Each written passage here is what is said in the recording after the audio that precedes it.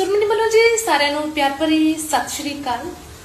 ਦਰਗਾਹ ਬਾਬਾ ਬਸੰਤ ਅਲੀ ਸ਼ਾਹ ਜੀ ਦੇ ਦਰਬਾਰ ਤੇ 20ਵਾਂ ਸੱਭਿਆਚਾਰਕ ਮੇਲਾ ਹੋਣ ਜਾ ਰਿਹਾ ਜੀ ਬਾਬਾ ਸਾਧੂ ਸ਼ਾਹ ਜੀ ਦੀ ਯਾਦ ਵਿੱਚ। ਸੋ ਮੈਂ ਵੀ ਉੱਥੇ ਪਹੁੰਚ ਰਹੀ ਹਾਂ ਜੀ 6 ਅਕਤੂਬਰ 2025 ਦਿਨ ਸੋਮਵਾਰ, ਪਿੰਡ ਕਿਸ਼ਨਪੁਰਾ ਕਲਾ, ਜ਼ਿਲ੍ਹਾ ਮੋਗਾ। ਸੋ ਸਾਰਿਆਂ ਨੇ ਹੁਮ ਹੁਮਾ ਕੇ ਪਹੁੰਚਣਾ ਜੀ, ਮੇਲੇ ਦੀ ਰੌਣਕ ਨੂੰ ਵਧਾਉਣਾ। ਸੋ ਮੈਂ ਵੀ ਉੱਥੇ ਆ ਰਹੀ ਹਾਂ ਜੀ, ਰਲ ਮਿਲ ਕੇ ਲਾਵਾਂਗੇ ਰੌਣਕਾਂ। ਮੇਰਾ ਸਮਾਂ ਹੋਏਗਾ ਜੀ 1 ਤੋਂ 3 ਵਜੇ ਤੱਕ।